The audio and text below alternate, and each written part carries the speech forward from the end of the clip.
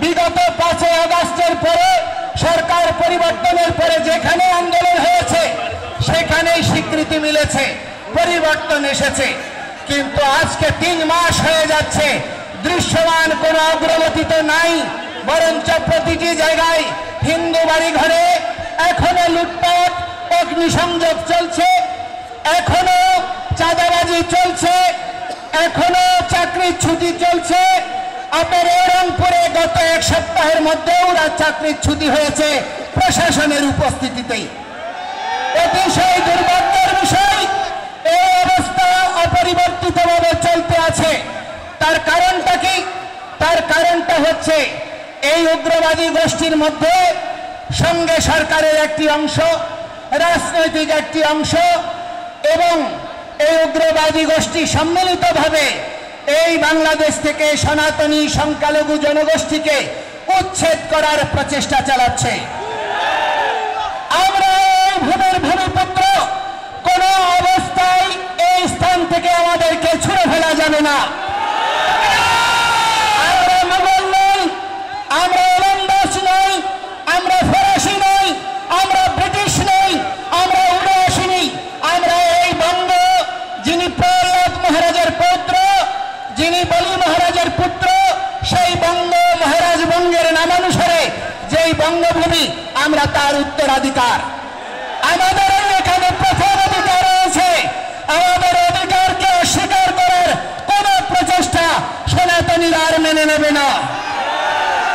বহু নিপীড়ন হয়েছে, বহু নির্যাতন হয়েছে, সনাতনীদেরকে বিভক্ত করে রাখা হয়েছে। হয় আওয়ামী লীগ, নাই বিএনপি, নাই জাতীয় পার্টি, বিভিন্ন দলীয় তকমায় বিভক্ত করে রাখা হয়েছে। আজকে সেই সমস্ত দালালদেরকে আমরা সাবধান করে দিতে চাই। ঐক্যের সুবাতাস বয়ে বেড়াচ্ছে। এখানে কেউ বিভক্ত করতে চাইলে সে যেই হোক তাকে আমরা ছুঁড়ে ফেলব। উপনিবেশিক শক্তির লীলাভূমি হবে এই দেশে। কোন সরকার, কোন রাজনৈতিক দল স্থায়ী ক্ষমতা উপভোগ করতে পারবেন না। বিদেশি শক্তি এখন থেকেই তো বাংলাদেশের জায়গায় থাবা দেওয়ার জন্য প্রচেষ্টা করছে। আমরা বাঙালি, আমরা বাংলাদেশি, আমরা জীবিত থাকতে আমাদের জননী জন্মভূমিশ্চ স্বর্গাদপি গরীয়সী, আমাদের মা এবং জন্মভূমি একই সমান। আমাদের মা যেমন আমাদের পূজ্য, এই জন্মভূমি পূজ্য। আমাদের 1 ইঞ্চি ভূমিকে নিয়ে কাউকে আমরা ছিনিমিনি খেলতে দেব না।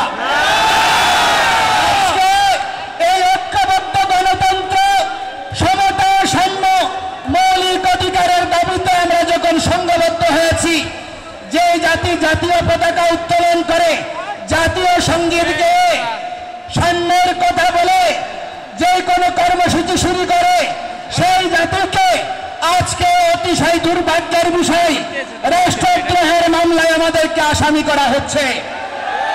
অথচ যারা এই জাতীয় পতাকায় চাপতারা লাগিয়েছে, জাতীয় পতাকা ছুঁড়ে ফেলেছে, জাতীয় পতাকা পদদলিত করেছে, জাতীয় পতাকা আর জাতীয় সঙ্গীত পরিবর্তন করতে চেয়েছে, এই সরকার প্রশাসন তাদের বিরুদ্ধে একটি পদক্ষেপ গ্রহণ করেনি। এই অবস্থা প্রমাণ করে পক্ষপাত দুষ্ট সরকার। এই সরকার মৌলিক গণতন্ত্রে সাম্য সমতায় বিশ্বাস যদি করেন, সকলের প্রতি সমান পদক্ষেপ গ্রহণ করুন। রংপুরের লোক না হলে নাকি কথা বলা যাবে না। আরে ভাই, তুমি আমার টাকায়, আমার ট্যাক্সে তুমি চাকরি করছো। গণতন্ত্র আর সাম্যের এই বাংলাদেশে প্রজাতন্ত্রের কোন কর্মচারী, প্রজাতন্ত্রের প্রতিটি নাগরিককে ন্যায্য সম্মান প্রদর্শন করবে। অথচ আজ পর্যন্ত সেই প্রচেষ্টাকারীদেরকে কখনো দণ্ড দেওয়া হয়নি, বরঞ্চ তাদেরকে পুরস্কৃত করা হয়েছে। জেলখানায় যেভাবে বন্দী ঘেরাটোপের মধ্যে কয়েদিরা থাকে, ঠিক তদনুরূপভাবে আমাদের দেশে কারাগারের মধ্যে যেমন কয়েদি থাকে, সেইভাবে আমরা ওই পাহাড়ের ঘেরাটোপে পূজা করছি, পাহাড়ের ঘেরাটোপে জীবনযাপন করছি। এই রকম আমরা অনিশ্চিত ভবিষ্যৎ চাই না। আমরা বাংলাদেশের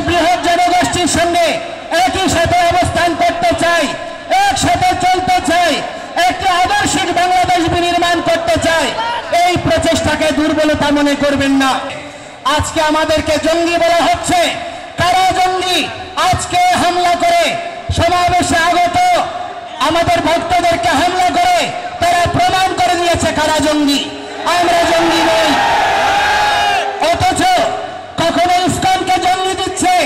আরে ভাই, যেই দেশ জঙ্গি দমনের সারা পৃথিবীতে নেতৃত্ব দিচ্ছে, যেই দেশ এখনো তাদের সঙ্গে জঙ্গি দমনে সহায়ক চুক্তি করে আজকে তাদের সঙ্গে কাজ করছো, যদি জঙ্গি হয় সেই ইসকনের ভক্ত কি করে আমেরিকায় গোয়েন্দা বিভাগের প্রধানের দায়িত্ব নেয়?